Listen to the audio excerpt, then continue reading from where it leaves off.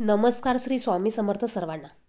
रक्षाबंधन असो किंवा भाऊबीज असो किंवा एखाद्याचा बड्डे असो किंवा परदेश गमन असो, परीक्षेतील यश किंवा युद्धात विजयी होणे अशा शुभ प्रसंगी आपण त्या व्यक्तीला ओवाळून शुभेच्छा देत असतो. म्हणजेच आपण त्या व्यक्तीला औक्षण करत असतो.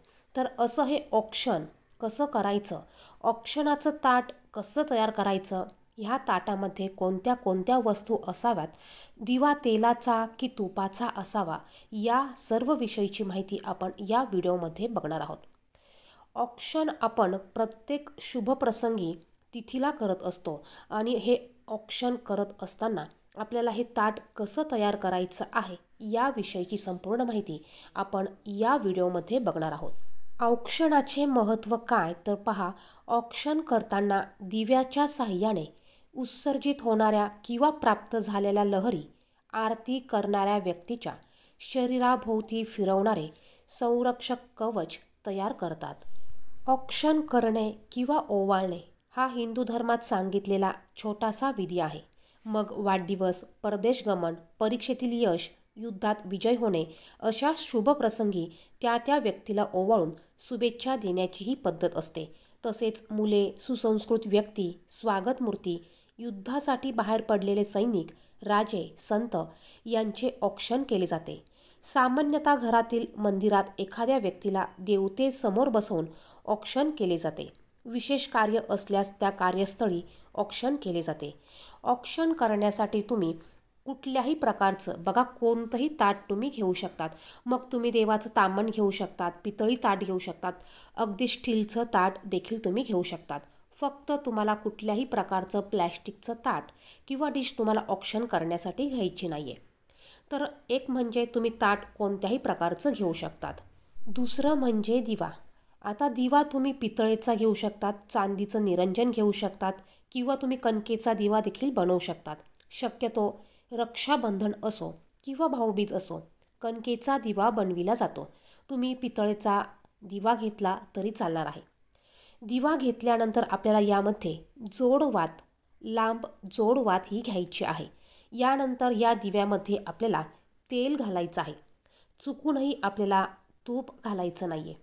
आपण देवांना ओवाळण्यासाठी किंवा देवांसाठी जो दिवा लावतो, हा दिवा आपण तुपाचा लावत असतो आणि आपण माणसांना किंवा मुलांना किंवा व्यक्तीला ओवाळण्यासाठी तेलाचा दिवा हा घेत असतो. तुपाच्या दिव्याने कधीही व्यक्तीला ओवाळले जात नाही. तर मग तुम्ही इथे कणकेचा देखील दिवा बनवू शकतात किंवा तुम्ही नंददीप देखील घेऊ शकतात. यानंतर पहा, सर्वात महत्त्वाचं म्हणजे आपल्याला थोडंसं कुंकू घ्यायचं आहे, अक्षता घ्यायची आहे. अक्षता ह्या अखंड घ्यायच्या, 1 रुपयाचं नाणं घ्यायचं, 1 सुपारी घ्यायची आणि एखादा सोन्याचा दागिना घ्यायचा. त्याचप्रमाणे गोडाचा पदार्थ म्हणून इथे तुम्ही साखर घेऊ शकतात किंवा पेढे, गुलाबजाम, लाडू, कुठलाही गोडाचा एक पदार्थ तुम्ही मिठाई म्हणून घेऊ शकतात. अगदी साध्या सोप्या पद्धतीने म्हटलं तर या पद्धतीने तुम्ही अगदी साध्या पद्धतीने हे ताट तुम्ही तयार करू शकतात. हे ताट तुम्ही फुलांनी सजवू शकतात. इथे मी साखर घेतलेली आहे, तुम्ही पेढे घेऊ शकतात, लाडू घेऊ शकतात किंवा बर्फी देखील तुम्ही घेऊ शकतात. तर अगदी ह्या साध्या सोप्या पद्धतीने तुम्हाला हे ताट तयार करायचं आहे. याचबरोबर थोडासा कापूस देखील आपल्याला घ्यायचा आहे. आता अंगठी आणि सुपारी हे प्रत्यक्ष कार्य करणाऱ्या शिवाचे प्रतीक म्हणून आपल्या उजव्या बाजूला ठेवावे.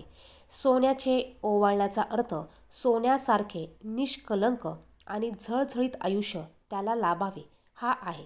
सुपारी घेण्यामागचे कारण सुपारी सारखे टणक आणि अविनाशी आयुष्य लाभावे म्हणून सुपारीने औक्षण करावे. सुपारी आपल्या उजव्या बाजूला तुम्ही ठेवू शकतात. अक्षता या सर्व समावेशक असल्याने मध्यभागी म्हणजेच तबकाच्या केंद्रबिंदूच्या ठिकाणी तुम्ही ठेवू शकतात. अक्षता या शब्दाचा अर्थ अविनाशी असा असल्याने तबकातील अक्षता कपाळी लावून डोक्यावर टाकतात. तर सर्वात शेवटी कापूस ओवाळून डोक्यावर ठेवायचा असतो आणि म्हणायचे असते की कापसासारखा म्हातारा हो. तर पहा, आता हे औक्षण कसं करायचं. तर सर्वात अगोदर आपल्याला ज्याचं औक्षण करायचं आहे त्याला एका पाटावर बसवायचं आहे. बसवताना त्या व्यक्तीचं तोंड पूर्व किंवा पश्चिम दिशेला येईल या पद्धतीने पाटावर बसवायचं आहे. पाटाभोवती छान सुंदर अशी रांगोळी काढायची आहे. भावाला डोक्यावर टोपी घालायला द्यायची आहे. बिना टोपी घालता औक्षण कधीही करू नये. टोपी नसेल तर एखादा हात रुमाल त्याच्या डोक्यावर तुम्ही ठेवायचा आहे. त्यानंतर बहिणीने सुद्धा बसायला एक आसन घ्यायचं आहे. त्यावर बसून भावाला गंध ओला करून म्हणजेच कुंकू थोडंसं ओलं करून कपाळाला लावायचं आहे.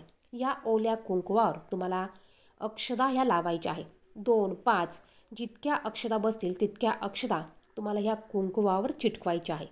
त्यानंतर तुमच्या उजव्या हातात तुम्हाला एक सुपारी घ्यायची आहे. ती तुम्हाला भावावरून 2 वेळा क्लॉकवाईज फिरवायची आहे. त्यानंतर 1 रुपयाचं नाणं हे देखील 2 वेळा क्लॉकवाईज तुम्हाला फिरवून घ्यायचं आहे. त्यानंतर जी अंगठी आहे सोन्याचा एखादा दागिना आहे, तो दागिना देखील भावाचं औक्षण करणार असाल 2 वेळा फिरवून घ्यायचं आहे. तुम्हाला देवांचं औक्षण करून घ्यायचं आहे. जो गोडाचा पदार्थ घेतला असेल, साखर असो, पेढा असेल, त्यानंतर तो आपल्या भावाला आपल्याला भरवायचा आहे. त्यानंतर आपल्याला दिव्याने या भावाचं करून घ्यायचं आहे. बघा, क्लॉकवाईज आपल्याला भावाचं औक्षण करून घ्यायचं आहे. यानंतर करून झाल्यानंतर खाली जी आपण राखी कधीही जमिनीवर ठेवू नये. बांधायची बघा, त्याच्या खाली तुम्हाला थोड्याशा अक्षदा ठेवायच्या आहे आणि मग त्यावर तुम्हाला भावाला द्यायचा आहे. आता रक्षाबंधन असल्यामुळे आपण फक्त नारळ भावाच्या हातात द्यायचा आहे. आणि बघा, दिवाळीला भाऊबीज असतं त्यावेळेस आपल्याला भावाला एक नारळ आणि त्याबरोबर करबुडा द्यायचा असतो. या पद्धतीने तुम्हाला औक्षण करायचं आहे. त्यानंतर तुम्ही जी राखी घेतलेली आहे ही राखी तुम्हाला तुमच्या भावाच्या हाताला बांधायची आहे. बघा, राखी पौर्णिमेला जर का तुम्ही औक्षण करत असाल तर ही राखी तुम्हाला भावाच्या हाताला बांधायची आहे. जर का तुम्ही भाऊबीजला इतर वेळेस तुम्ही औक्षण करत असेल तर फक्त तुम्हाला सांगितलेल्या पद्धतीने औक्षण करायचं आहे. औक्षण करून झाल्यानंतर तुम्हाला ताटामध्ये जो कापूस घेतलेला आहे हा कापूस तुम्हाला तुमच्या भावाच्या डोक्यावर म्हणजेच टोपीवर तुम्हाला ठेवायचा आहे आणि ह्या कापसासारखा म्हातारा हो असं तुम्हाला म्हणायचं आहे. या पद्धतीने अगदी साध्या सोप्या पद्धतीने तुम्हाला भावाचं औक्षण करायचं आहे.